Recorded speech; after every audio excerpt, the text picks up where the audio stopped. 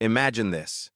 You've got only $8 left in your pocket, your daughter's breakfast money for tomorrow, and right in front of you, a stranger collapses, struggling to breathe, skin turning gray.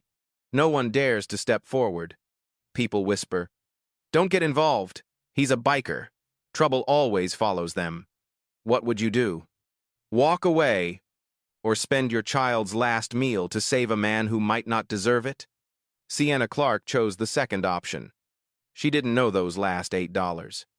It would bring hundreds of roaring motorcycles to her doorstep the next day. The whole neighborhood screamed. Someone called the police. But when the truth came out, the entire nation bowed its head.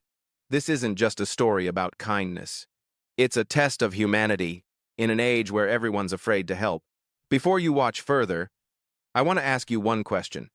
If you were Sienna, would you have stopped? Watch till the end. Then answer. Because your answer might change the way you see the world forever. Late night, cold wind circled around the dim lights of an old gas station lot. Sienna Clark stood alone in the pale glow, clutching 8 crumpled bills in her hands. $8, the last money she had. The money is meant for her daughter's breakfast tomorrow. She looked up, took a deep breath, then heard it. A sound of someone gasping, harsh, ragged, desperate. She turned toward the corner of the parking lot, where a large man had collapsed beside a chrome motorcycle. His breath came out in broken rasps, one heavy hand pressed against his chest, his face pale under the flickering light. From the gas station doorway, a man's voice barked, sharp and cold. "Don't get involved, lady. Those biker types are nothing but trouble." Sienna froze. She looked at the man sprawled on the concrete, then at the money in her hand. Only $8, but it was all tomorrow held for Maya. She saw her little girl's face flash before her eyes, those big, round eyes, that quiet giggle when she poured milk in the morning. Her chest tightened. A groan cut through the air, then silence. The man lay still. His chest no longer moved. In that instant, everything around her seemed to stop. She could turn away, pretend she hadn't seen like hundreds of others before her. But her grandmother's voice surfaced in her mind. "Kindness costs nothing, child, and sometimes it's all we have left." The words flickered like a small light inside her.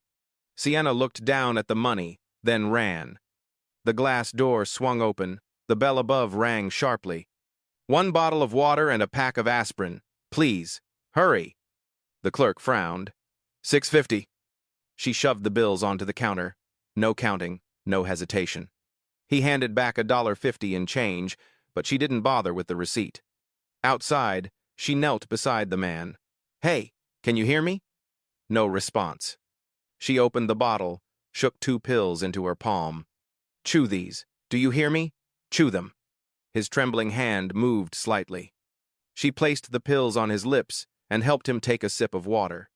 "Stay with me. Help is coming." The ambulance siren was still distant, just a faint echo in the night. He opened his eyes a little, voice weak and broken. "What's your name?" Sienna Clark." He tried to smile, lips turning blue. "Sienna, you just saved my life." She gripped his hand tightly, eyes stinging. "Not yet, but I'm trying." From afar, flashing lights swept across the asphalt. A motorcycle engine roared in fast, then screeched to a stop. A young man jumped off, eyes wide. "Hawk! Oh God, Hawk!" He dropped to his knees, staring at Sienna. You helped him?" She nodded slightly. "He needed it." He looked at her for a long moment, as if trying to understand something deeper. People usually walk away when they see us. She said nothing, just held the man's shaking hand until the medics arrived. One of them asked quickly, "What did you give him?" "Aspirin, 2 tablets, about 3 minutes ago." He nodded. "You just saved his life." They fitted the oxygen mask and lifted him onto the stretcher.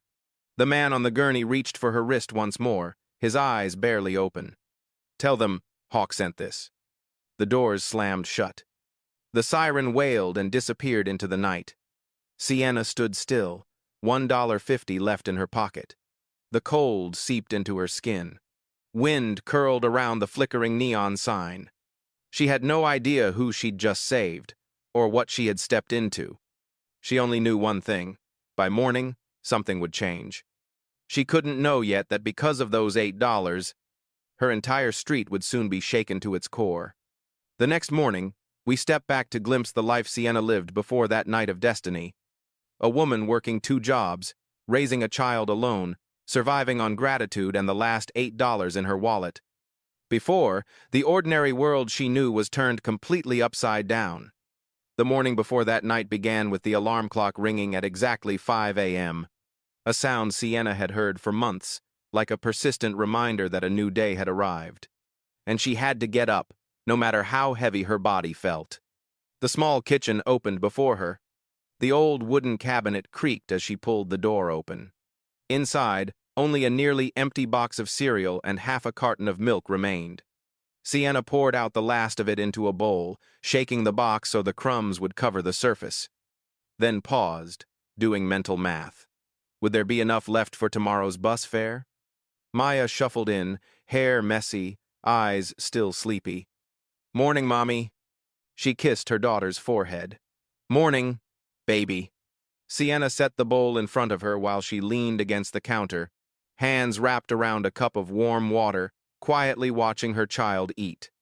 That hollow feeling of hunger brushed her stomach like an old habit. But she smiled, because smiling was the one thing she could still give her daughter every day. She tied the laces of her worn-out sneakers. The hole in the left heel was patched with tape. The car had been sitting in the garage for 3 weeks now. The repair bill was still folded in her purse, and she knew she couldn't pay it yet. She walked Maya downstairs and knocked on Mrs. Lane's door. "Would you watch her for me, like always?" The old woman smiled kindly. "Go in peace, dear." Out on the street, the morning wind was sharp. Sienna pulled up her collar and began the 3-mile walk to the laundromat. The first rays of sunlight fell on the row of faded brick houses. She passed fogged-up windows, sometimes catching glimpses of curtains being drawn. This city had seen countless tired feet. But dignity doesn't live in the shoes. It lives in the way you keep your back straight, even when the wind slaps your face. At the laundromat, the smell of detergent and hot steam filled the air. Sienna tied on her apron, feeding one load after another. Jeans, towels, bedsheets, each fold a steady rhythm.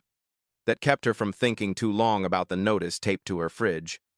Electric bill overdue. Or the landlord's curt phone call. 3 more days. She did the math in her head.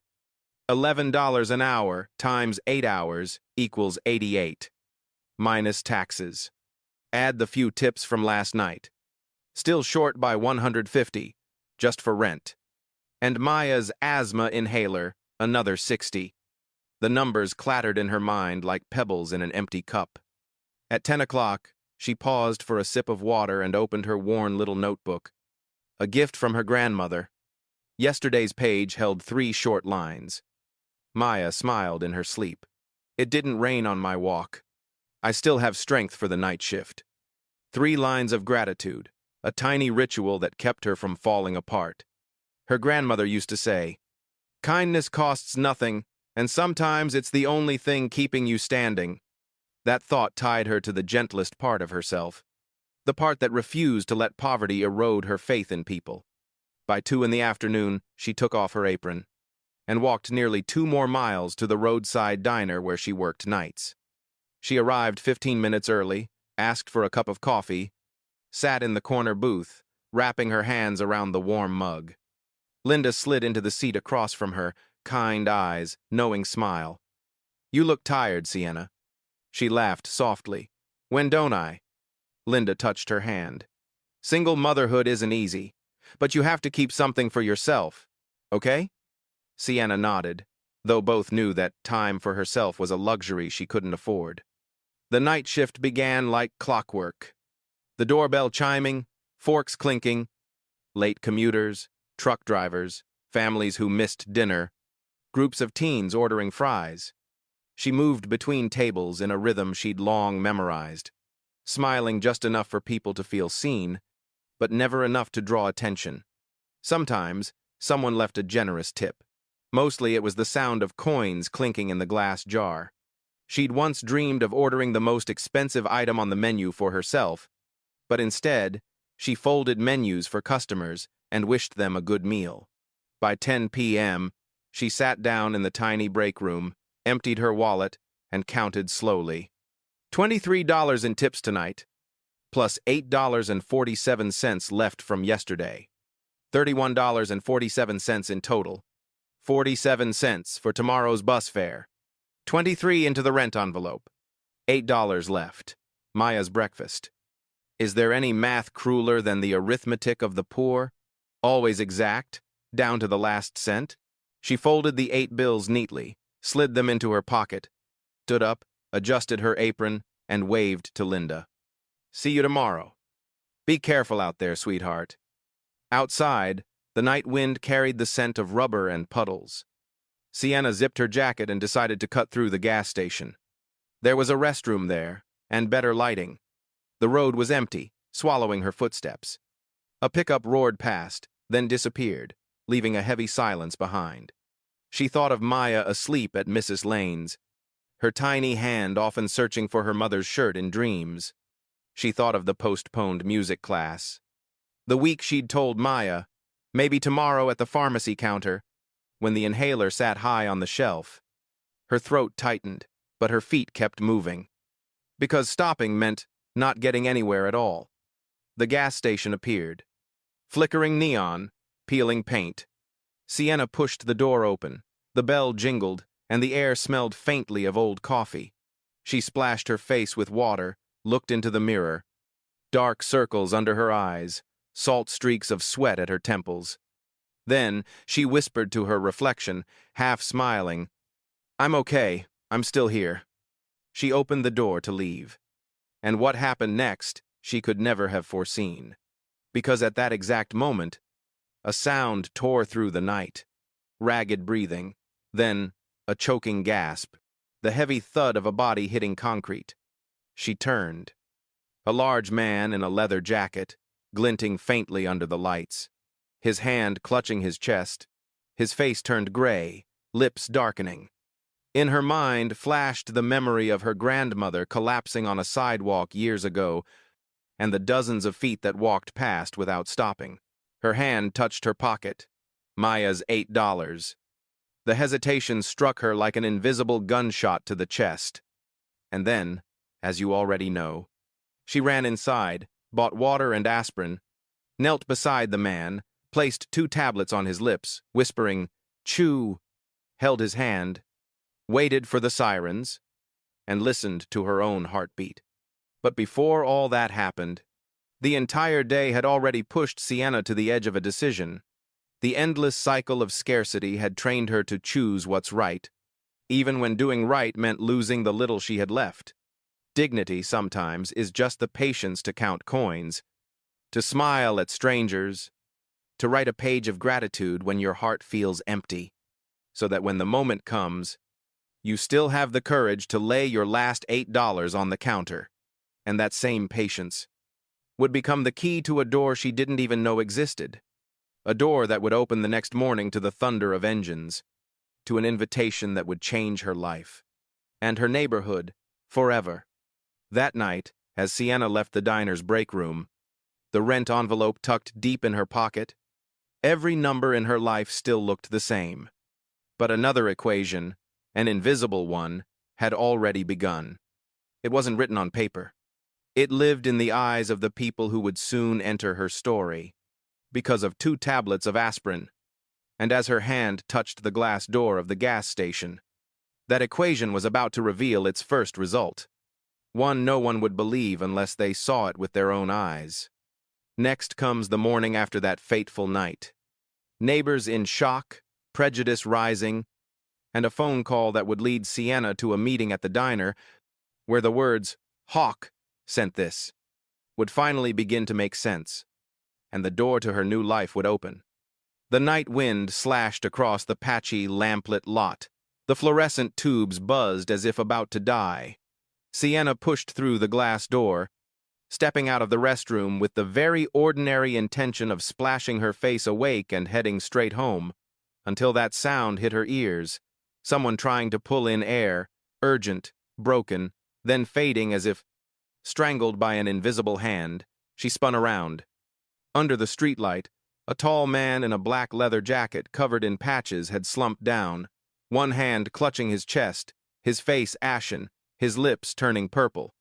On his back was a jacket bearing a skull with wings, a symbol the whole city whispered about and avoided. Sienna stood frozen, her heart pounding against her ribs. "Hey, can you hear me?" She moved fast, half running, half afraid. The man forced his eyes open, his breath like a whistle through a crack in a door. Meds, heart, forgot. Sienna pulled out her phone. A single weak bar, 10% battery. She dialed 911. The ring sounded half a beat and then went dead. This can't be happening. Her throat was dry. She threw her head up and shouted toward the store. "Call an ambulance, please!" The clerk, early 30s, shuffled out, a cigarette tucked loosely at his lip. He looked at the jacket, then at Sienna. "You crazy! Don't get involved! Guys like that are nothing but trouble!" Sienna ground her teeth. "He's having a heart attack." The clerk shrugged. "Blue smoke. Not my business. Shouldn't be yours either." A man in a baseball cap who had just bought a bag of chips walked past, paused to glance, then shook his head. He laid a hand on Sienna's arm, voice lowered. "You've got a kid. Don't get mixed up with their kind. Go." For a flicker, Sienna's mind flooded with the image of her grandmother curled on a sidewalk years ago, passers-by moving quick as wind, no one bending down, the phone call arriving slower than a life could hold on. Her chest tightened. "A man is dying here." She brushed off the man in the cap's hand, turned and sprinted straight into the store.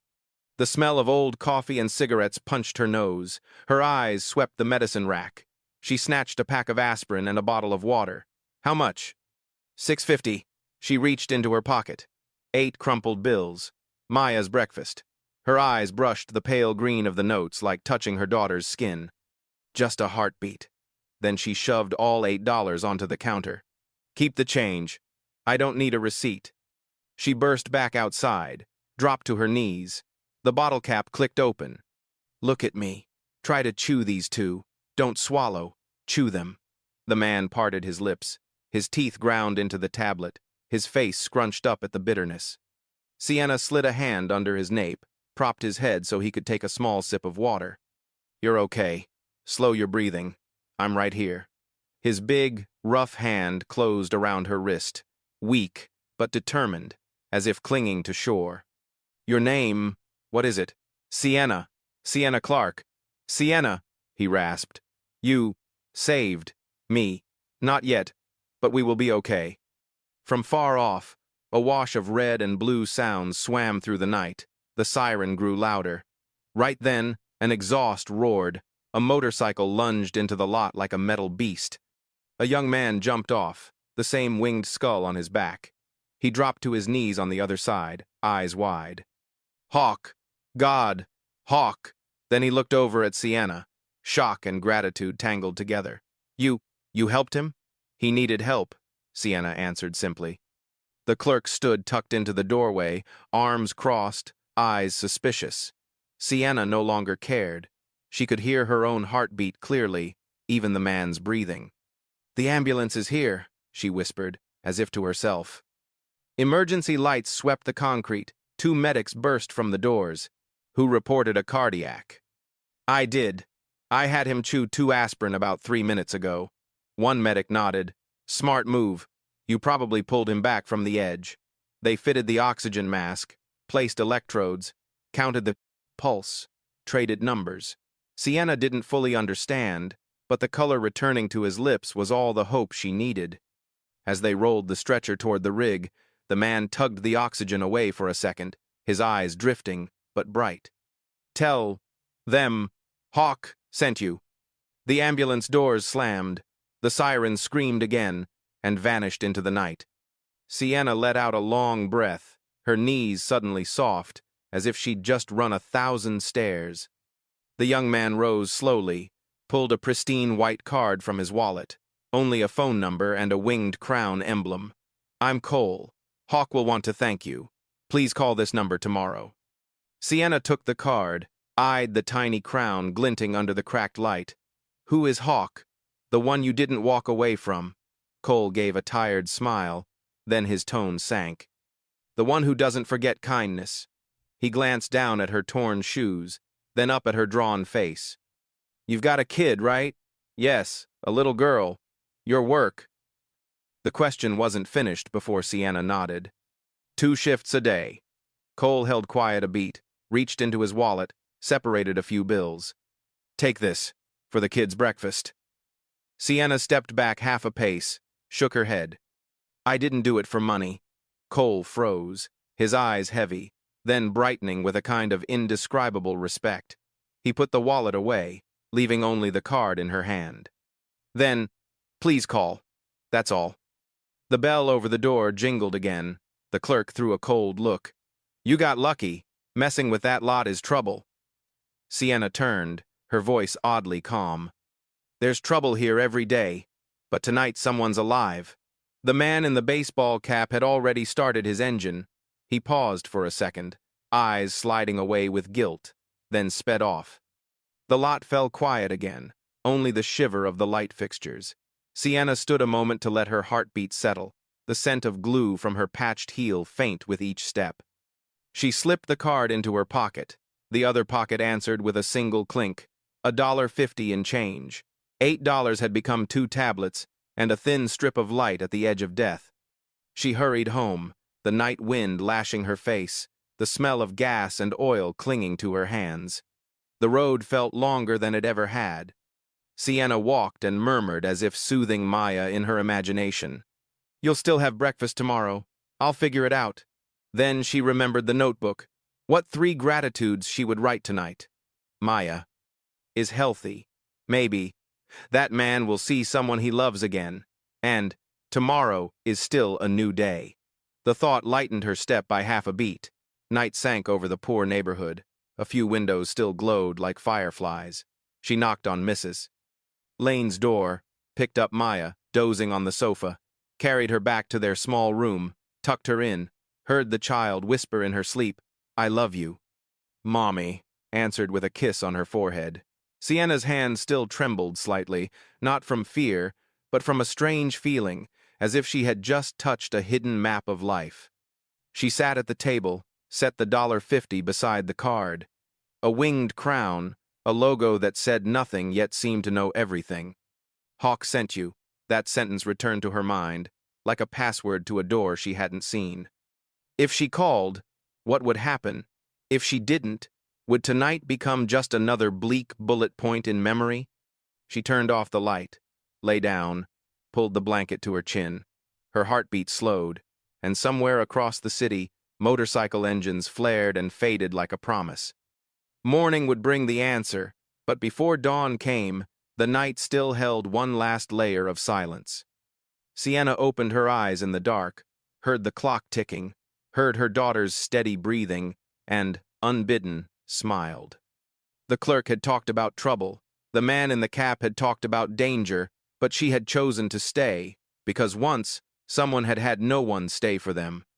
Perhaps the only wealth she had left was the right to decide who she would be when no one was looking. The alarm buzzed at 5. Sienna sprang up as usual, but the weight in her chest wasn't the same as every morning.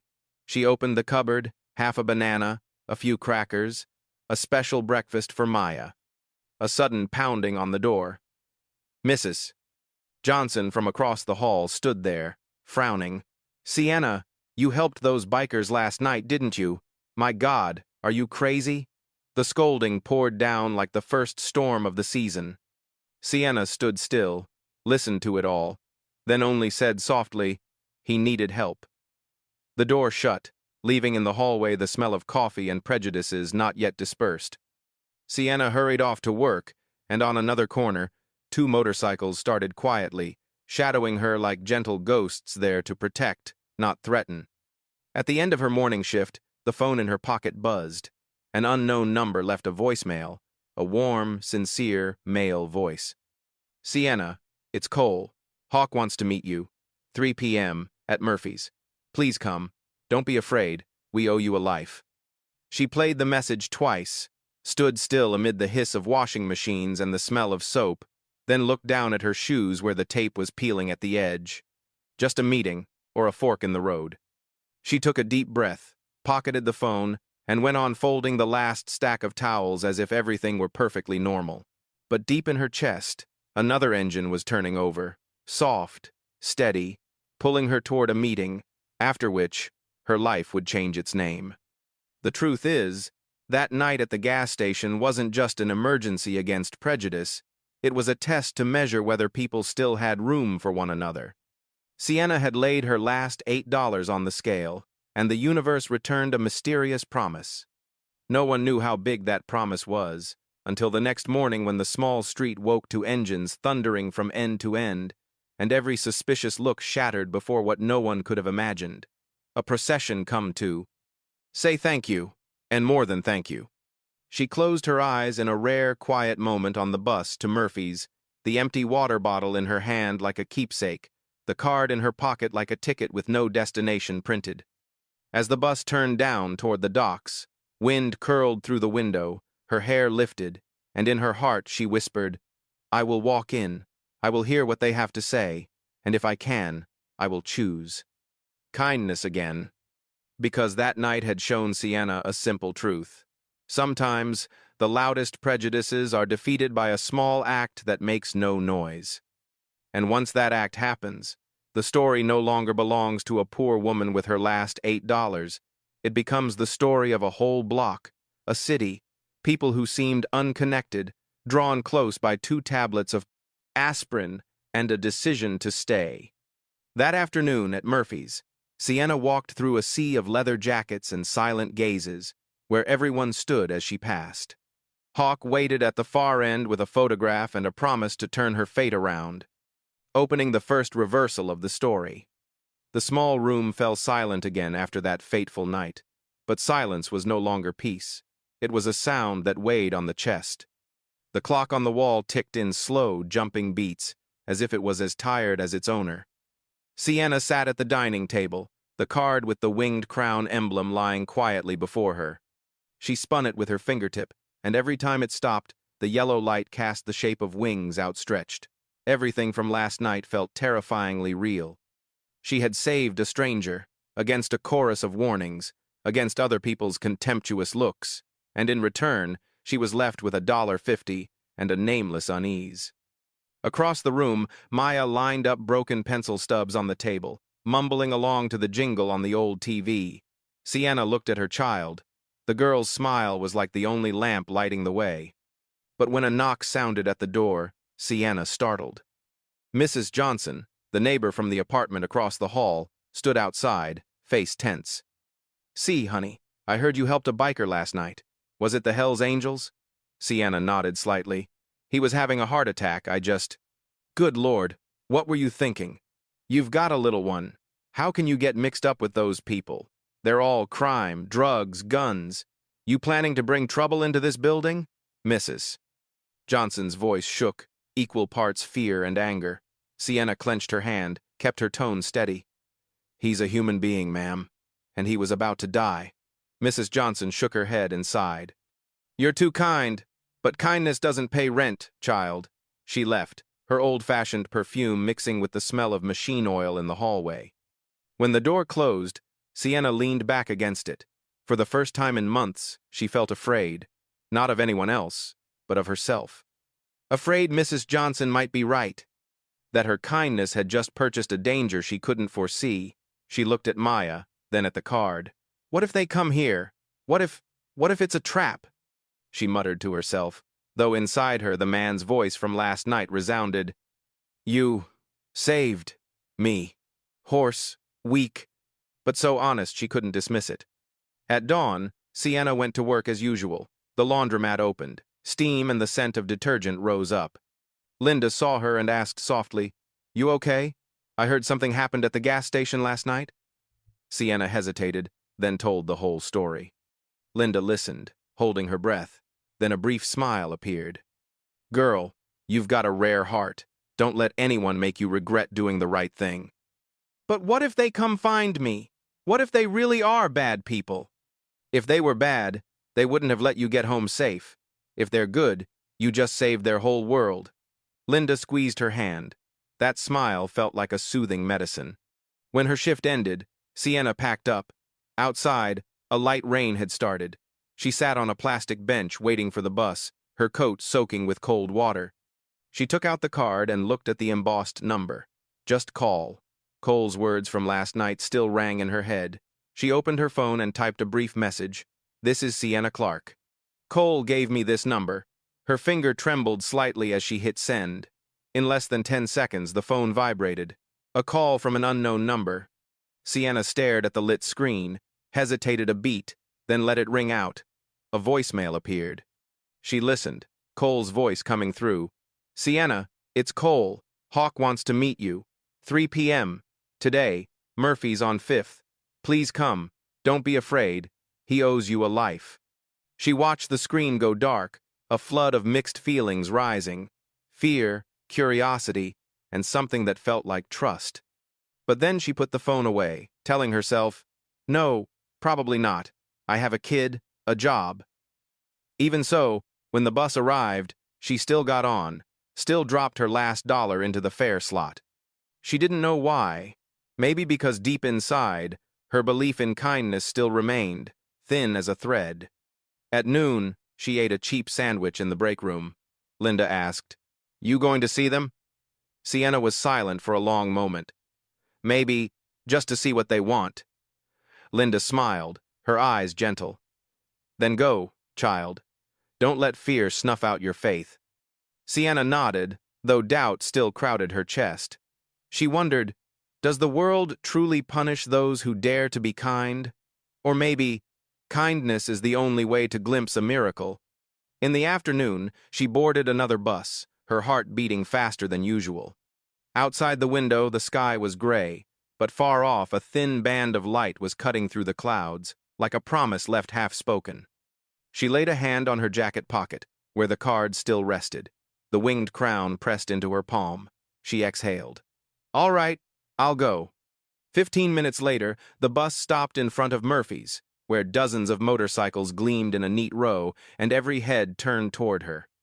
Sienna stepped inside, and for the first time, she understood what it meant to have people rise to their feet for kindness alone. The next morning, sunlight slipped through the gap in the curtain, landing on the wet shoes by the door. The tape at the heel had peeled away, curling up like a small wound. A rare bird call echoed from somewhere far off, but instead of peace, Sienna felt a quiet tension tightening inside her chest. The smell of yesterday's coffee still lingered in the air, and on the table, the white card with the winged crown emblem lay untouched, as if waiting for someone to speak its name. She tied her hair back and glanced at Maya, who sat on the chair eating half a banana and a few crackers. "Good, sweetheart?" she asked. The girl nodded, chewing, her eyes clear and bright. "Mom, do we still have milk?" Sienna froze, then smiled.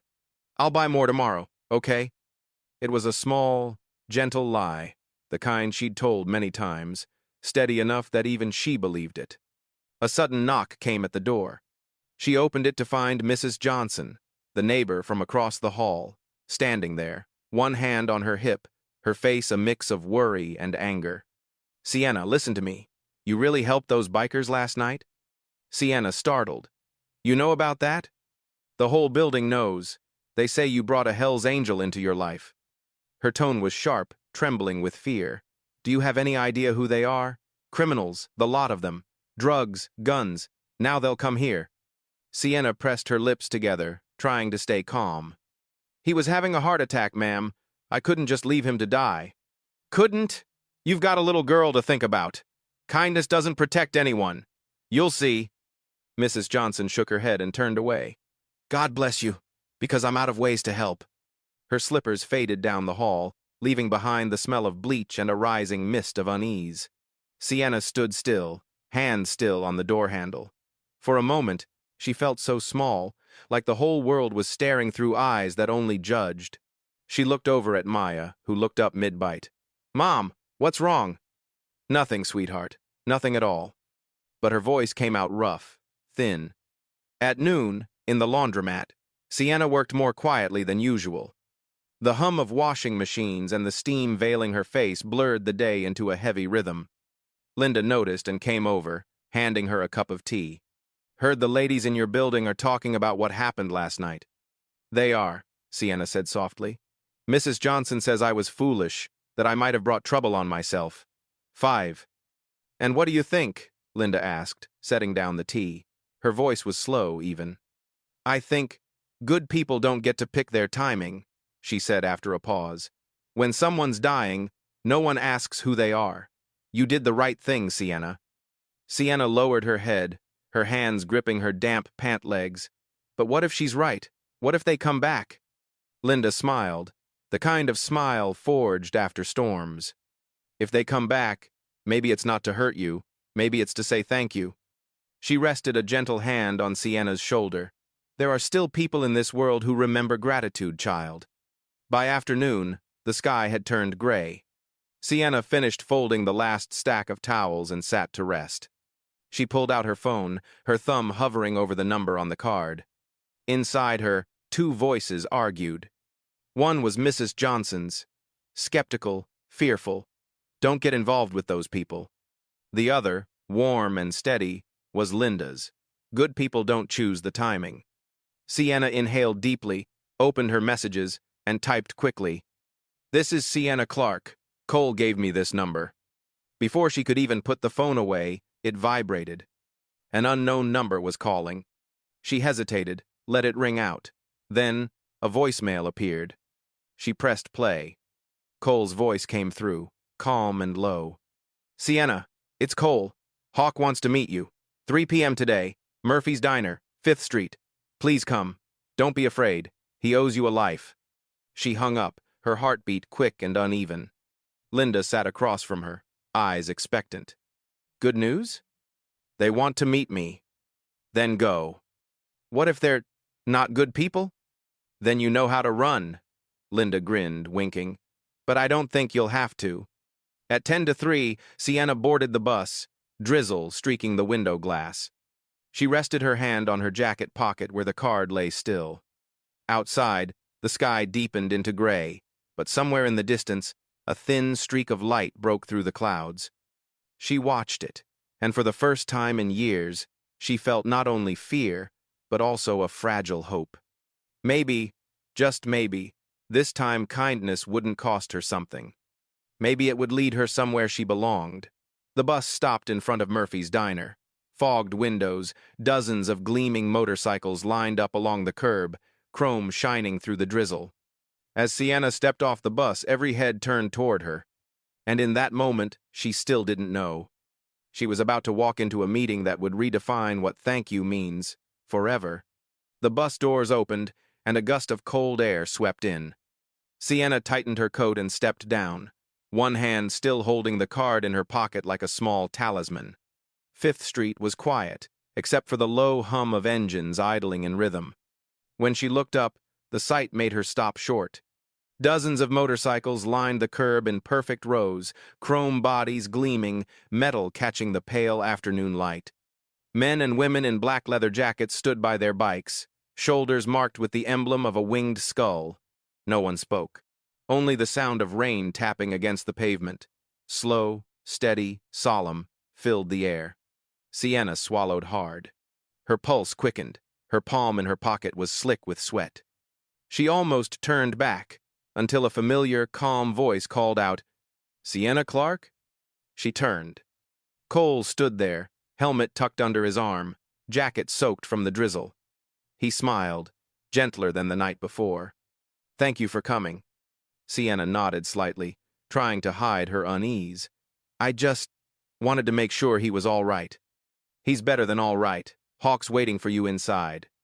He nodded toward the old wooden door of Murphy's Diner. Sienna followed. When her hand touched the door handle, her heart pulled tight in her chest. She took a deep breath and pushed. The small bell above the door rang, and instantly, the room went still. The diner seemed frozen in time. The smell of coffee, grilled meat, and wet leather hung thick in the air. Every pair of eyes turned toward her. Tattooed, rugged faces, but not hostile. Only curious, and somehow quietly respectful. Cole leaned close. "Come with me." They walked down the aisle between the booths. Sienna could hear the faint scrape of chairs, the shift of boots on tile. Then she noticed, one by one, as she passed, every person in the diner stood up. No one spoke. No one sneered. Just rows of towering figures rising in silence, heads slightly bowed. The weight of it washed over her, reverent, unreal. Her hands trembled, her throat tightened. She didn't understand what was happening, only that, for the first time in her life, someone stood up for her. Cole led her to the far corner, where a man sat alone at a long wooden table. He looked nothing like the man she'd found collapsed the night before. No gray pallor, no broken breath. His leather jacket was folded neatly beside him. A black shirt hung loose across his shoulders. He rose slowly, each step carrying the weight of an unspoken debt. "You're Sienna Clark?" "Yes." "Sit." She sat opposite him. Hawk's gaze was steady, stern, yet softened by something deeper. "You all right?" "I'm fine. I just needed to know you were." Hawk nodded, fingers wrapped around his coffee cup. "The doctor said if you'd been 5 minutes later, I'd have been gone. I owe you my life." She shook her head quickly. "I only did what anyone would have done." He gave a small, rasping laugh, the kind that belongs to someone who's lived long enough to know better. "No, Sienna, anyone could. Few actually do." He opened his wallet and slid a photo across the table. In it, a younger version of him stood beside a blonde woman and a smiling little girl. "This is Lilly," Hawk said quietly. "My daughter, 7 years old. Leukemia." Sienna's breath caught. He drew a long inhale. "We tried everything. Sold the house, the bikes, begged hospitals, but the money came too late." She passed in my arms, still smiling, still saying, "It's okay, Daddy." He paused. "Since that day, I made a promise. Anyone who does something kind, especially when they've got nothing left, will never stand alone again. Lilly deserves to see a world like that, even if only through my eyes." Sienna lowered her head. "I'm so sorry." He nodded. "Don't be. I see Lilly in you." The words hit like a pulse beneath her ribs. Hawk reached into his jacket, pulled out an envelope, and placed it on the table. "This is for you and your daughter." Sienna immediately pushed it back. "Please, I don't want that. I didn't do it for money." Hawk studied her for a long moment, then chuckled softly, voice rough but warm. "Cole was right. You're not like anyone else." He closed the envelope and tucked it away. "All right then. Tomorrow morning, 9 o'clock, just open your window. Don't be afraid of the noise." "The noise?" she asked. Hawk stood, putting his jacket back on. "You'll see. But remember, we're not coming to take anything. We're coming to give something back." He set Lily's photo gently on the table, fingertips tracing its edge as though touching a memory. "If she were alive, she'd be about your daughter's age." Cole walked Sienna out. As she passed through the diner again, the men and women who'd risen earlier were still standing. One nodded. Another, an older woman with silver hair, whispered, "You did the kindest thing one can do for a stranger." Sienna didn't know how to answer. She only smiled faintly, her throat thick with emotion. Outside, the rain had stopped. Puddles mirrored the streetlights, glowing faintly gold. Cole walked her to the bus stop. "Hawk said to tell you, stay home tomorrow. We'll come to you." "Come for what? Manamer?" "Just to say thank you, his way." Cole smiled. Kindness might be the rarest language left, Sienna. So sometimes, people like us have to invent rituals to speak it. The bus pulled up. Sienna climbed aboard and found a seat by the window. As the bus rolled forward, she looked back. Cole was still standing there, hand raised in farewell, the line of shining motorcycles stretching behind him like a procession of steel. The sight felt too surreal to be real. On the ride home, her mind replayed the moment everyone in the diner stood.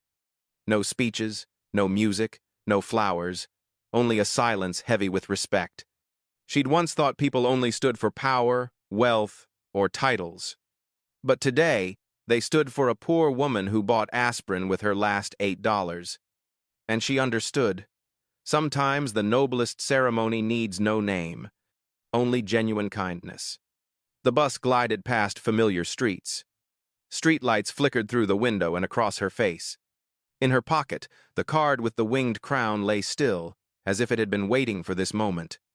She whispered softly, unsure to whom, "Thank you, Lilly." That night, back home, she tucked Maya into bed and stood by the window. The city lights were faint, but inside, her heart shone brighter than ever. She opened her worn notebook and wrote 3 lines of gratitude. Maya sleeps peacefully. I met Hawk and Cole. And tomorrow, I'm not afraid anymore. As she closed the notebook, she had no idea that just a few blocks away, an entire convoy was forming. Hundreds of people she had never met, gathering for one reason: to return what she had given without expecting anything in return: human kindness. And the next morning, when Sienna opened her window as Hawk had said, the roar rose like thunder. Hundreds of motorcycles filled the narrow street, shaking the ground, startling the neighbors who had once judged her. Fear turned to awe, and a reversal of prejudice was about to begin. The engines roared like thunder, rolling up from the end of the street, pounding against the window panes, racing through Sienna's chest like a storm of metal. She shot up and pulled the curtain. Hundreds of gleaming black motorcycles were lined up in formation, their front ends pointing toward the old apartment block where she and Maya stood. Morning air still held a thin mist, but the pavement was already vibrating with the low, muffled frequency of compressors, each pulse marking a ritual she hadn't yet learned the name of. Maya wrapped her arms around her mother's waist, her voice trembling. "Mom, why are there so many bikes?" Sienna swallowed her nerves and gently patted her daughter's head. "It's okay, sweetheart. Just stay close to me." The door of the neighboring unit flew open. Mrs. Johnson peeked out, phone pressed to her ear. "Yes, it's me. On Maple Street there are 100 motorcycles. Yes, Hell's Angels. No, I don't know what they want, but please hurry." She shot Sienna a cold look. "I told you so. Down the hall, Mr. Rodriguez, the man who always wore a baseball cap," thundered down the wooden stairs, his mouth twisting with anger. "Did you call them here? My kid's still sleeping." A few other doors opened. Frowning faces, anxious, panicked. A couple of children yanked back inside like pulling a curtain. The click of locks scattered through the building like a hard little melody. Down on the street, a man raised his hand. Engines lowered in unison, shifting from thunder to a steady breath.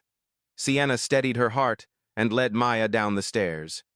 When they stepped onto the sidewalk, eyes, hundreds of eyes, turned toward her. Not hatred, not threat. A concentrated attention so quiet it made her feel tiny and yet somehow upheld. Suddenly, amid the sea of bodies, front ends, and jackets, Sienna saw Cole. He stepped out of the line, empty-handed, helmet hooked behind his back, walking toward her with both palms lifted to shoulder height. "Good morning, Sienna." His voice carried far enough for half the street to hear, yet it was soft and clear. "We keep our promises." Mr. Rodriguez growled, "What promise? You're terrorizing the block." A few voices murmured agreement. "Mrs. Johnson whispered a distorted prayer. "Oh, Lord."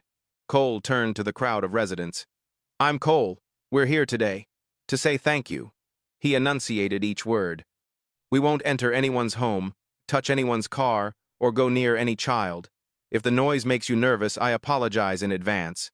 But for us, this is how a big family says thank you." A blonde woman from the motorcycle group hauled a crate down from the truck behind and set it carefully on the curb. Then came a long line of wooden boxes, cardboard cartons, bundles being passed from hand to hand at astonishing speed, like an invisible assembly line that had practiced 1,000 times. "What are they bringing?" a teenager whispered. "Don't know, but don't go near it," someone replied. A siren sliced through the air, long and rising. A patrol car swung into the end of the street. 2 officers got out, hands hovering near their belts out of trained reflex. One jerked his chin. "What event is this?" Cole stepped forward first, raising both hands to show empty palms. "Morning, officers. We informed 911 inches advance that a thank-you convoy would be here. Here's the temporary permit." He pulled a packet of papers from his pocket, moving slowly. The officer skimmed, frowned, then relaxed. All right, keep it orderly. We'll post up at the corner. His eyes flicked to Sienna.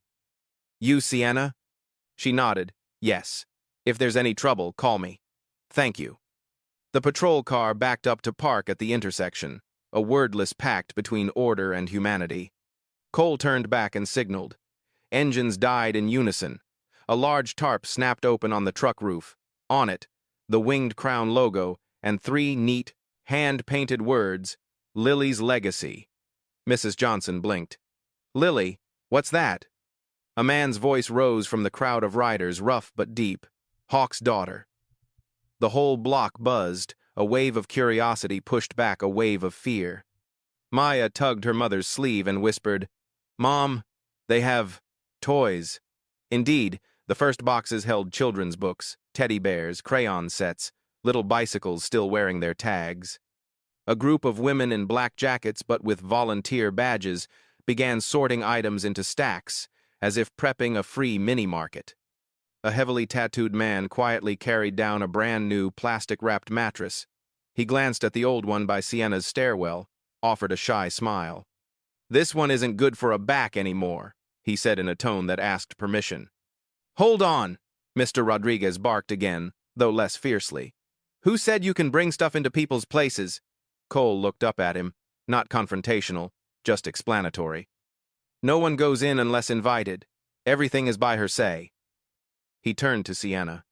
Hawk wants to say a few words himself, and if you agree, we'll begin. Sienna drew a deep breath, feeling every eye settle back onto her shoulders. She looked down at Maya. The little girl nodded, handing her mother a small measure of courage. Okay. The biker crowd parted, opening a clear path. A man stepped out from the formation, still in the same black shirt as the night before, silver hair slightly damp, eyes bright in a strange way. Hawk walked slowly, each step carrying the weight of memory. In front of the building entrance, he stopped and looked at Sienna. Good morning, she smiled. Good morning. The street fell so quiet you could hear the little bike chain tap its frame. Hawk turned to the neighbors, met Mrs. Johnson's gaze, then Mr. Rodriguez's, then everyone clutching tight from fear. I understand your worry. In your place, I'd worry too. Black leather, tattoos, loud engines. Nothing about that looks kind. I won't tell you not to be afraid. I'll only ask you to look at me, the way Sienna did last night. He told Lily's story, briefly. His voice didn't shake, but the words 7 years old skimmed the air like a dulled blade that still made you ache. Last night, she spent her last $8, bought aspirin and water to keep my heart beating until the ambulance arrived. That was her daughter's breakfast money. She did it because I am human, not because of who I am. Hawk held up a small card. When Lily was alive, she had a saying, Daddy, good people are like stars. Not because they're bright, but because they keep burning patiently in the dark. Last night she was a star. Today, it's our turn. A soft murmur of assent rose somewhere. Mr. Rodriguez glanced at his wife holding their little one. The red in his eyes faded. Mrs. Johnson lowered her phone and sighed. Hawk nodded to Cole. Begin. Volunteers swiftly set up a line of folding tables along the walkway, turning the sidewalk into an instant distribution station. A list went up. Food, household supplies, undergarments, warm blankets, toys, books, grocery gift cards, family first aid kits, each item handed over with a smile. People who had slammed their doors earlier now cracked them open and slipped downstairs, first out of curiosity, then with hesitant gratitude. A woman held a coughing baby. A volunteer with an RN badge came over. Does the child have asthma? I've got a temporary inhaler, and here's a voucher for a free checkup at the mobile clinic this afternoon. The woman's eyes widened, tears beading. An elderly man with a cane shuffled to Sienna's side and whispered, I'm Williams. I said some rough things this morning. I'm sorry. He held out a wrinkled yellow notice. Delinquent property taxes. They said they'd help me review it. His hand trembled toward the bikers. Sienna touched his arm. I'm glad you came down. Amid the shift, a hard voice cut in. It's all just a show. Where are the cameras? Gonna post this for clout? Heads turned. A young man in a black hoodie leaned against a utility pole, eyes narrow. Cole walked over, not advancing, just asking, "If it's a show, what should we start with?" "Money. Money's here," Cole said, signaling. Two men lugged out a metal chest and opened it in plain view. Not cash, paperwork. Each folder labeled with a name, phone number, and a stamp that read, "Verified." Cole lifted one. "This is the Patterson family. 3 doors down. 3 months of heart meds, paid directly to the pharmacy. If you need confirmation, go check," Mrs. Johnson jolted. "Patterson is my friend." She hesitated, pivoted, and hurried toward Mrs. Patterson's apartment to verify. 5 minutes later, she rushed back, eyes red. "They said the bill's paid, all the way through next month." She stood frozen, then suddenly turned to Sienna and hugged her. I'm sorry. Silence melted like a cloud. Conversations sparked. Small laughter bubbled up. "Thank you," repeated in soft refrains that sounded like hope being born. Cartons turned into wardrobes, tables, chairs. A crew set up a new bed for Sienna right in her apartment. Maya trotted after 2 volunteers, eyes round at a little blue bicycle. "Is this for me?" A silver-haired woman smiled. "If you'd like to try, you need a helmet first." The whole street laughed, the first laughter of the morning. On the steps, Hawk sat beside Sienna, 2 old souls watching the river of life flow past. "You okay?" "Better than I thought. People fear what they don't understand, but once they can touch it, it isn't so scary anymore." He tipped his chin toward Mr. Rodriguez, lifting a box of books for his son. "He wanted to bark at me earlier. Now, he's reading out the titles." Sienna smiled, eyes following Maya wobbling on the bike, cheeks flushed. "Thank you for showing up." "No, Sienna. Thank you for not walking away last night." Another small truck rolled up and parked at the end of the street. Its rear door popped open. Inside were rolls of lumber and whiteboards sketched in marker, a classroom, a food pantry, a clinic corner, a small playground. On the top board, 2 big round words, "Clark House." A wave of whispers rippled through the residence. Hawk didn't stand. He simply placed his hand on the stair edge and spoke low enough for Sienna to hear, loud enough for the block to sense something. "We didn't come just for today." He paused. "But it's not time to say more. Someone wants to know how long this will take?" The police officer called over, his eyes now colored with the same curiosity as the residents. Cole checked his watch. 2 more hours, then we clear out and give the street back its quiet. Tonight we'll leave it cleaner than we found it." The officer nodded. "Make sure you don't leave trash." A burly biker hoisted 2 garbage bags and grinned like a kid. "Already ready." Both laughed, a tiny bridge between 2 worlds. Past 10 o'clock, the sun shrugged off its sleeves and poured light onto the now dry street. The air changed. The harsh heat of the early hours softened into a cozy warmth, like fresh bread and clean linen. People began telling one another their scraps of story. "I lost my job last year. My mom's in the hospital. The girl in 3B needs formula."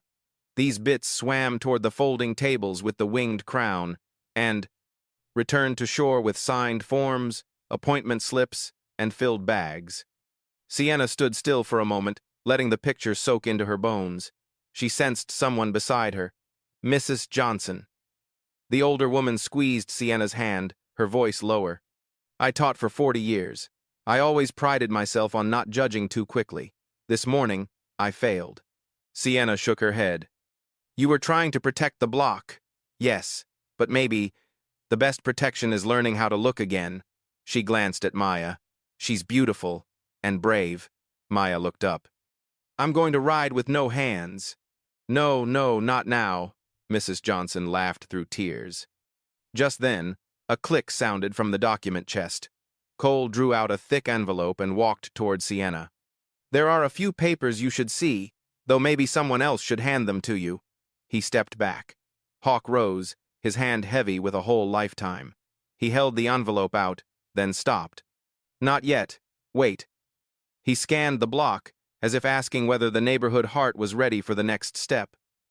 Silence answered him, a silence of a different color now, from fear to anticipation. From the far end of the row of bikes, A small team rolled out another framed tarp covering something shaped like a table, a cabinet. People clustered, guessing. Cole called out, "Sienna, could you come here a moment?" She took Maya's hand and walked over.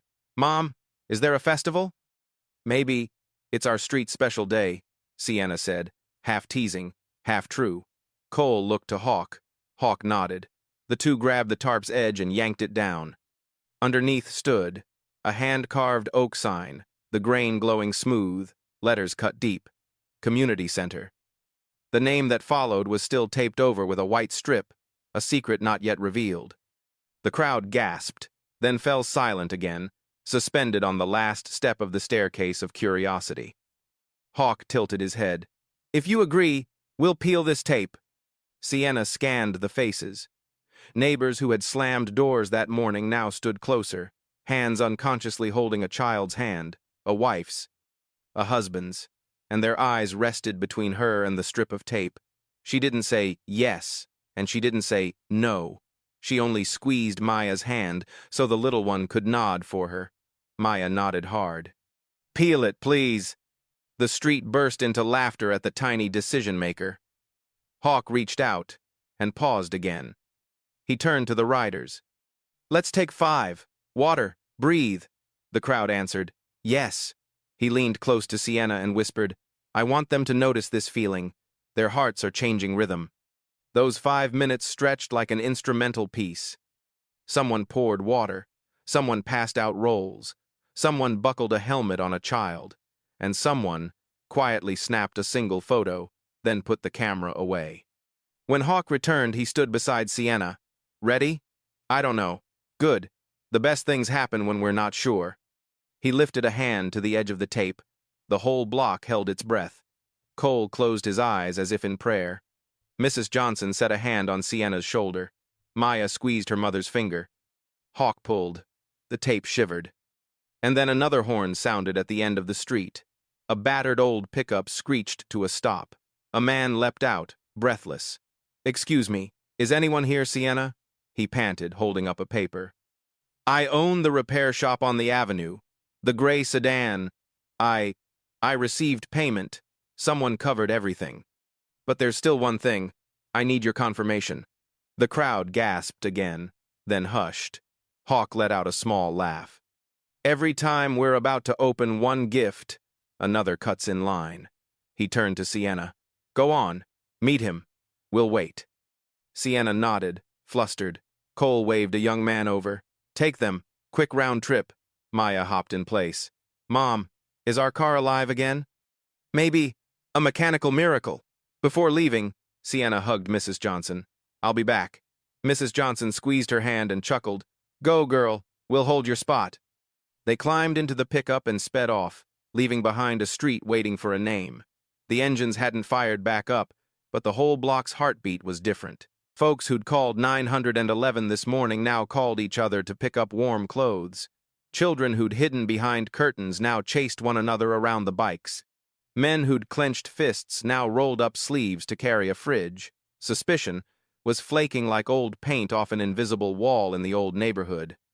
At the far corner, Hawk sat down on the step again, rubbing his knee, eyes following the pickup as it faded. He spoke softly, as if to Lilly. "See that? Today they're starting to look at each other with your eyes. Sienna, once she's confirmed the car's revival, will head back to Maple Street, where Hawk is about to peel the strip from the sign and hand over the fateful envelope. The next crescendo will be a double reveal, from gratitude to an invitation that changes her life, as the motorcycles fire up again like war drums for a new kind of ritual. The old pickup turned the corner and stopped in front of a small repair shop with a faded sign. Garrison Auto. A sun-browned mechanic stepped out, wiping his hands on a rag. "Are you Sienna Clark?" he asked, urgent but courteous. "Yes, that's me." He handed over a neatly folded invoice. "Your sedan. Someone covered the full repair, new brakes and new tires. I just need your signature to confirm you've picked up the car." Sienna was stunned. "Who paid for it?" He shrugged. "An older gentleman. Said if you asked for a name, I should tell you 3 words. Lilly's legacy." She signed, her hand trembling slightly. When she opened the door, a faint scent of new leather rose. The steering wheel gleamed, the engine purred as if it had never been old. Maya squealed, "It's really our car, Mommy?" "Yes, sweetheart, it's really ours." She glanced in the mirror. Far off, the row of little houses was catching the Sunday. A hunch swelled in her chest. Her life had just slipped into a different orbit, with no idea where it would lead. When they turned back onto Maple Street, the familiar low sound rolled up again. The engines were firing, this time slow, synchronized, like the drumbeat of a rite. Hundreds of eyes fixed on the gray sedan easing in. As Sienna stepped out, the crowd opened on its own, forming a path straight to the wooden sign still taped over with white paper. Hawk stood at the far end, a thick envelope in hand, his face calm, like a man who'd been waiting for this moment all his life.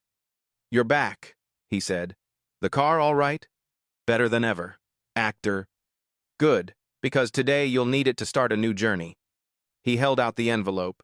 "Inside are 3 things, a letter, a contract, and a check. But hear me first." Hawk stepped up one stair and turned to the crowd. "People think Lilly's legacy is a biker charity. Wrong. It isn't charity. It's a network of rebirth. We find people who've hit bottom, then prove they can lift their entire community. Everywhere Lilly touched, we build a house, not for living, but so anyone can find their way back." He pointed to the sign. "This center will be the 18th, and we want to name it after the woman who chose kindness when she had nothing left to lose." Hawk nodded to Cole. Cole stepped forward and peeled away the white tape. Beneath it, carved into glowing wood, Clark House, a project by Lilly's legacy. Applause broke like surf, blending with engines revving in rhythm. The street shook, not from noise, but from feeling. Mrs. Johnson wiped her tears. Mr. Rodriguez pulled his wife into an embrace. Kids hopped around Maya as if celebrating a second birthday. Hawk lifted the envelope toward Sienna, his voice dropping. "Inside is a formal hire. Clark House needs a coordinator, someone who knows loss, and what real compassion is. I want you to be community director." Sienna stepped back half a pace, stunned. "Me? I'm just a laundromat worker. I don't know how to run anything." Hawk shook his head. "No degree required. We have finance, legal, and training teams. What we need is a heart." He opened the envelope, drew out the check, and set it on the table. "Starting salary, $48,000 a year. Health insurance for you and your daughter, and a small scholarship for Maya when she starts grade school." The air went still. Neighbors' mouths fell open. Linda, her friend from the laundromat, had just arrived, standing behind Sienna with shining eyes. "Oh my God, you did it." Sienna looked around. Everything felt like slow motion. She remembered the night, the gas station lights, the crumpled $8, and now, the man who'd lain motionless was handing her a future. I don't know what to say," she whispered. Hawk smiled. "You don't need to say anything. Just keep doing what you did." He offered his hand. Sienna placed hers in his. That handshake sent a new heartbeat through her and through the crowd. A local newspaper reporter, who had been observing from a distance, stepped forward. "Mr. Hawk, why choose her?" Hawk turned, his gaze a mix of steel and water. "Because she proved what this society keeps forgetting. Dignity isn't measured by status, but by the choices you make when no one's watching." He paused, looked into the lens. "And because my daughter taught me, every miracle starts with someone who chooses to stop." The reporter nodded, voice tight. "Any message for the public?" Hawk looked around, voice ringing even and clear. "Don't wait for the world to be good before you're kind. It's your kindness that makes that world exist." Applause rolled again like waves. Mrs. Johnson gripped Sienna's hand and whispered, "Girl, you made this whole block remember its heart." Maya tugged her sleeve. "Mom, our name's on the house." Sienna bent down, reading each word slowly. "Clark House," then smiled as tears slid down her cheeks. "Yes, our house." Hawk leaned in close and murmured, "Tomorrow we'll pull out. The center will be yours. But if you ever need help, just call the number on the card. The whole convoy will return." He glanced around. Now, there's something I want to do. He walked to the middle of the street where the bikers stood in ranks. Someone opened a small chest and took out a glass jar. Inside, a white ribbon, hand-lettered, Lily's ashes, for good hearts. Hawk unscrewed the lid, his hands trembling. He lifted his face to the sky, his voice gone husky. Baby girl, I found someone like you. Then he cast the ribbon into the wind. It spiraled and sailed, a thin light in the noon Sunday. The whole street fell silent. No one spoke. Only the slow idle of engines, and the wind rustling brick, like a pair of invisible hands clapping from the sky itself. Sienna stood with her hand over her heart, beating in time with 100 steel machines around her. Hawk turned back, smiling. Lily can rest easy now. As the riders began to stir, Cole tilted his head and asked softly, "What now, Sienna?" She looked around. Neighbors helping one another carry things, children chasing laughter across the pavement. The sound she thought had died here. She spoke slowly. "Now, I work. Our house has a lot of people to help." Cole grinned. "Welcome to Lily's legacy, Director Clark." And as the convoy rolled off Maple Street, the engines didn't sound like thunder anymore. They sounded like a song. A hymn of steel and human kindness, echoing off the windows and into every heart. Sienna turned, looking back at the new sign. In the sunlight, Clark House gleamed like gold. She whispered, "Lily, thank you." That same afternoon, once the bikes had gone, the press and the city arrived, turning Sienna into the center of attention. Another invitation, this time from officials and media, was about to test her steadiness in the next chapter. Spotlights and spine, when kindness is put to the test. That afternoon, as the last rays of sunlight slipped through the windows of Clark House, the scent of fresh varnished wood and mint tea mingled into something new, the fragrance of a beginning. Sienna stood in the middle of the wide room that had once been a patch of barren ground. Now it glowed with soft light, white walls, long tables, a bulletin board, a children's reading corner, and neatly stocked shelves of food. On the wall hung a photo of Lily, smiling brightly, her round eyes holding the kind of knowing that grown-ups forget. Beneath the frame was a handwritten quote from Hawk. "Kindness is the only inheritance that grows when given." Maya's laughter floated from across the room. She sat with a group of kids, showing them how to fold paper into tiny crowns. Linda was handing out cookies to neighbors who had come for groceries. Mrs. Johnson stood at the intake counter, her tone strict but her eyes gentle. No one looked at Sienna as the foolish woman who helped a biker anymore. They looked at her as one of them, not above, not below, just another pair of hands steady enough to share the weight. "Director Clark?" Linda called. Sienna turned and laughed. "Don't call me that. Sounds too formal." "It's not. You're doing exactly what the title says." Linda waved a paper. "Application from Zone 8. They heard about Clark House, asking if we can open a satellite branch." Sienna looked at the shaky handwriting and felt warmth rise in her chest. "Of course. If someone needs help, we help." A knock at the door. The mail carrier stood there, holding a white envelope. "Delivery for Miss Clark, from Lily's Legacy Foundation." Sienna opened it. Inside were 2 health insurance cards, one for her, one for Maya, and a handwritten note from Hawk. "Sienna, don't refuse peace of mind. Human kindness deserves protection, just as the heart needs a steady rhythm to love." She gripped the paper tightly.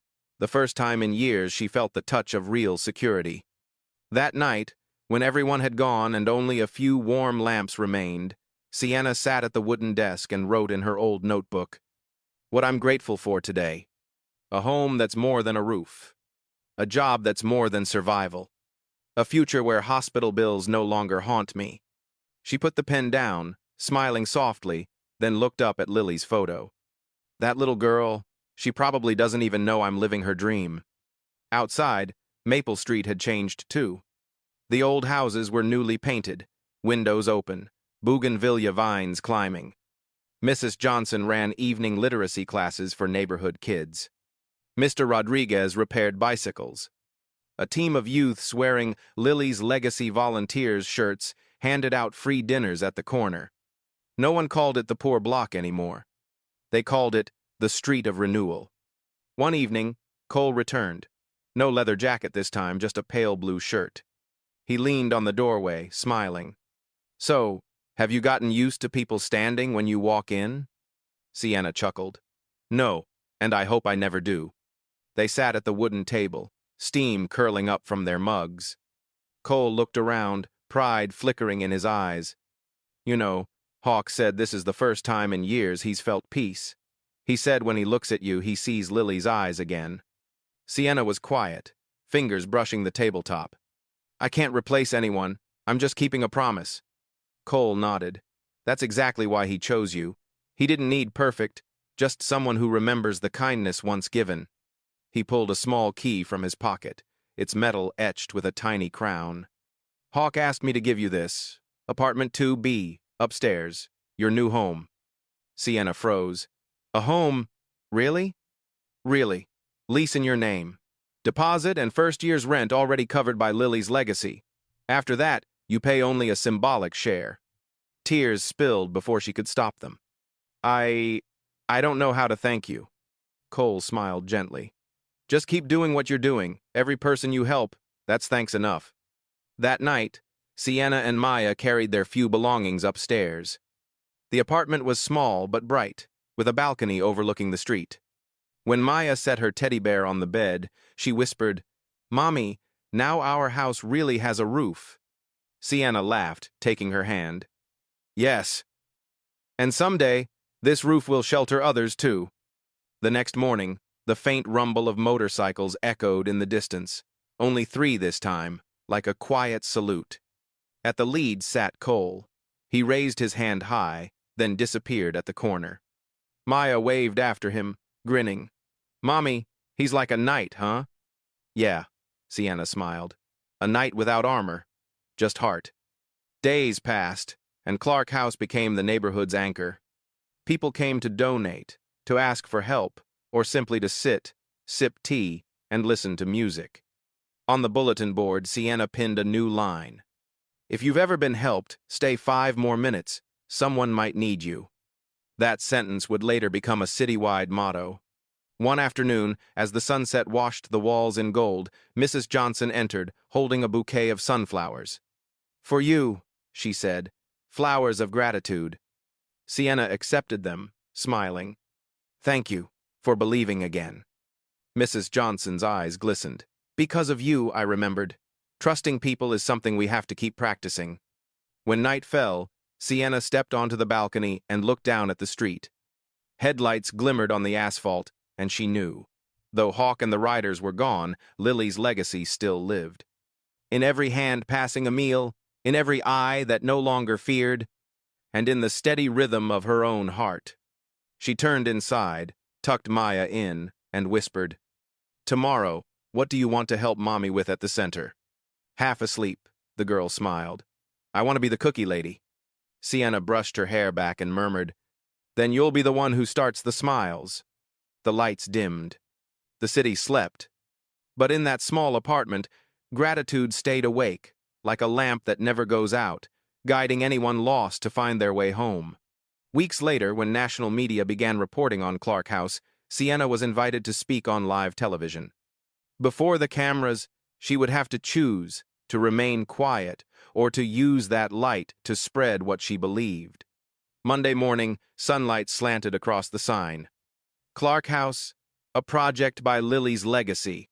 Its glow catches on the freshly laid brick. The smell of coffee and warm bread drifted all the way down Maple Street. Sienna was taping up a new poster. First day, medical assistance applications open. When the front door creaked open, a frail, silver-haired woman stepped inside. It was Mrs. Patterson, the woman Hawk had mentioned days ago, the one who'd almost lost her heart to medication over unpaid bills. She walked slowly, hands trembling around a worn folder, her voice so small it sounded like she was afraid to be heard. Are you Miss Sienna? They told me to come see you." Sienna smiled and pulled out a chair. "Yes, ma'am. Please, have a seat. You're our very first visitor at Clark House today." Mrs. Patterson clutched her papers tighter, eyes glistening. I'm not used to asking for help, but my medicine's gone, and my pension just isn't enough. I just need a little so I can keep breathing. Sienna glanced over the forms, her tone gentle but steady. It's all right. You're not asking for charity, Mrs. Patterson. Everyone who comes here is just trying to get their breath back.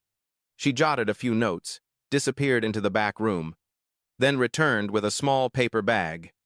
Here's your prescription, already paid for. Lilly's legacy has coordinated with your pharmacy. All we need is your signature to confirm receipt.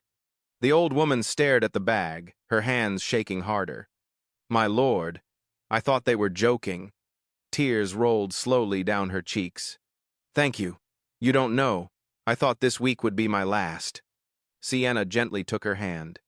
No, Mrs. Patterson. This week is the first of the rest. Maya ran up, holding a cup of water. Here, drink this so that the medicine won't taste bitter. The woman smiled, a smile that erased her years. Thank you, little one. You're such a tiny angel. Maya tilted her head. No, ma'am, I'm just the water girl. The room erupted in soft laughter, the kind that feels like an exhale after years of holding one's breath. Mrs. Patterson stood, then suddenly hugged Sienna tight. If you ever need someone to mop the floors or clean the tables, I'm strong. I can help. Sienna smiled. Then Clark House just got its newest staff member. As the elderly woman stepped back into the sun, the light caught her silver hair, glimmering like a small halo. Sienna watched her go, feeling a quiet, full warmth rising in her chest. She realized this was the real reward. Not the paycheck, not the apartment, but the moment when someone starts again because they finally believe. She opened her notebook and wrote on a clean page, Day 1, Mrs. Patterson. Began with a heart pill, ended with faith. News of the first case spread quickly through the neighborhood, drawing reporters and media crews. Soon, Sienna would be invited to speak live on national television, where her kindness would once again be tested, under the glare of lights and the weight of public judgment. 6 months after Clark House first opened its doors, Maple Street had transformed so completely that any stranger passing by would never believe this was once the block where windows stayed shuttered out of fear. But alongside joy and new purpose, another kind of storm was gathering. Not from the sky, but from the internet. It began on a Monday morning. Sienna was reviewing medical aid applications when Linda burst in, out of breath. Look at this, she gasped, thrusting her phone forward. On the screen, a short video titled, Biker Gang Invades Suburban Neighborhood, Hidden Truth Behind Clark House. The clip used old footage from opening day. Hundreds of motorcycles, leather jackets, thunderous engines, cut and spliced just enough to feed suspicion. The comments section was a wildfire. She's hiding a criminal network. Fake charity, just PR. There's no such thing as good bikers from Hell's Angels. Linda's voice dropped. It's gone viral, Sienna. Thousands of shares already. People are angry. Ah! Sienna stared at the screen, her throat dry. They're seeing only a fragment of the story. The rest, no one wants to look at. She closed the phone, took a breath. We'll just keep working. The truth will speak for itself. But the world outside doesn't wait for the truth. 3 days later, the media arrived. Cameras, microphones, sharp questions slicing through the air. Do you have any ties to the Hells Angels? Is the funding for Clark House legitimate? Are you aware that Hawk Winters has a criminal record? Sienna stood before the cameras, her heart pounding, but her eyes steady. All I know, she said softly, is that he's the man whose life I once saved, and the man who later saved mine. I don't care what emblem he wears on his jacket. I care what he's done with his hands since then, helping thousands of people find their footing again. Her calm words carried weight. But when the footage aired, the headline twisted it into spectacle. The woman who saved a biker chief, hero or fool. The days that followed were heavy. Anonymous letters appeared in the Clark House mailbox. Keep the criminals out of our neighborhood. Maya overheard whispers and asked, Mom, are they saying we're bad people? Sienna pulled her close, voice gentle. No, sweetheart. They're just scared. And when people are scared, they sometimes say hurtful things. She smiled faintly through the ache in her chest. Our job is to keep loving, even when we're misunderstood. Then came the unexpected turn. A man appeared at the center, asking for Sienna. He wore a faded army jacket, a scar tracing down his neck. "My name's Miguel Rodriguez," he said. "I'm a veteran. Lilly's legacy helped me back in 2019. Paid for my PTSD treatment, found me work. I owe them my life. I saw what people are saying about you. So, I filmed a video telling the truth." He placed an old camcorder on the desk. "I've got my medical records, receipts, everything. Can I post it?" Sienna's eyes brimmed. "Yes, please do. Maybe this is what will change things." 3 days later, Miguel's testimony spread faster than the scandal. Under the hashtag number Lilly's legacy, hundreds began sharing their own stories. A mother in Ohio said the group paid her daughter's surgery bills. An old man in Michigan who almost lost his house until they stepped in. A teenager in Pennsylvania is showing his scholarship letter from the foundation. Each video was raw, unscripted, real, and for the first time, the media had to change their tone. CNN ran a headline, "Kindness is real, the journey of Lilly's legacy." That afternoon, Hawk called Sienna over video. He looked tired, but his eyes still burned bright. "See, Sienna," he said, "storms are just tests, to see how deep the roots really go." Sienna exhaled. "I just hate that they tried to hurt Lilly's legacy." Hawk smiled gently. "No one can wound something built on gratitude. They only help it grow." That evening, Clark House was packed. Neighbors gathered with flowers, pastries, and handmade signs reading, "We believe in kindness."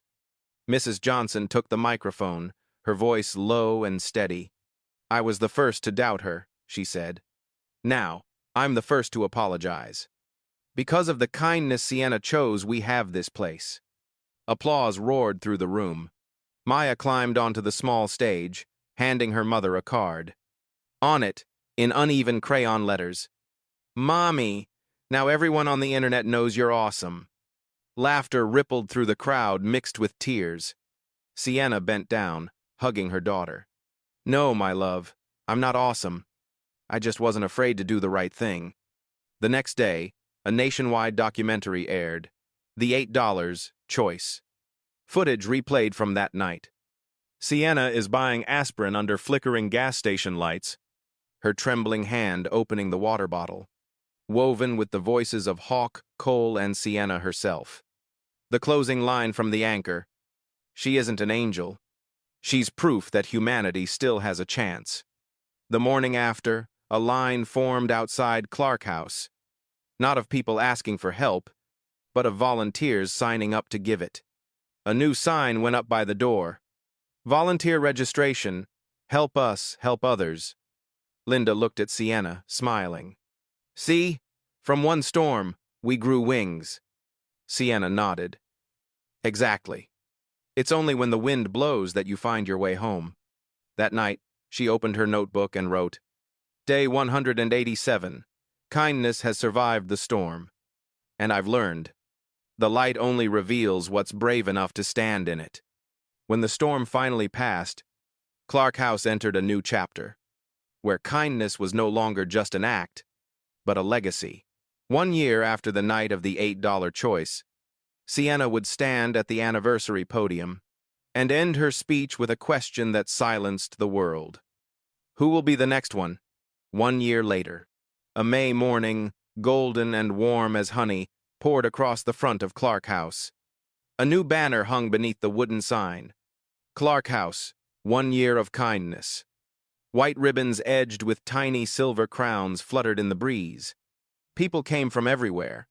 Bikers in leather jackets, mothers once helped by the program, children holding balloons, even strangers who had only known Sienna through their phone screens. No one cared about class, color, or job title. Only one reason brought them here: to thank the kindness that had once touched them. Behind the curtain, Sienna adjusted the microphone and took a slow breath. The hall was awash with yellow, hundreds of sunflowers, what Mrs. Johnson once called the flowers of gratitude. In the front row sat Maya, beside Hawk, Cole, and Linda. The little girl's hair was braided in two neat plaits, her handmade sign clutched proudly in both hands. My mom saved a life with $8. Sienna laughed, tears shining in her eyes. When she stepped onto the stage, the entire hall rose to its feet. Applause rolled through the room like waves. She waited for the sound to fade, then began, her voice low, steady, warm. A year ago, I stood in an empty parking lot, 8 crumpled dollars in my hand. I could have walked away, or stopped. I chose to stop. I thought I was saving someone that night. But the truth is, that person ended up saving me. She paused, eyes moving slowly across the crowd. Today, I'm not here to talk about miracles.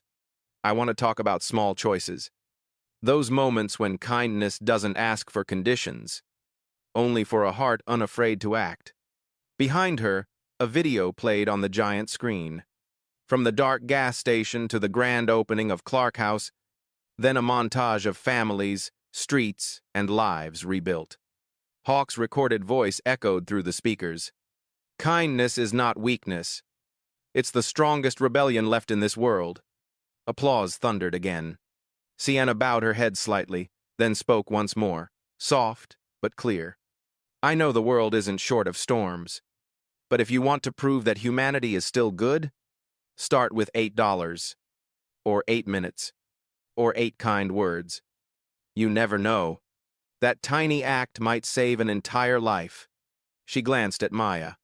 I once asked my daughter what she wanted to be when she grew up. She said, I want to be the cookie lady. And I thought, maybe the world just needs more cookie givers. And fewer judges. Hawk rose slowly from his seat, leaning on his cane, and made his way to the stage. I have something for you, he said, handing her a small wooden box. Inside lay a silver pin, a pair of wings beneath a crown, engraved with the words, Legacy Keeper. Hawk smiled.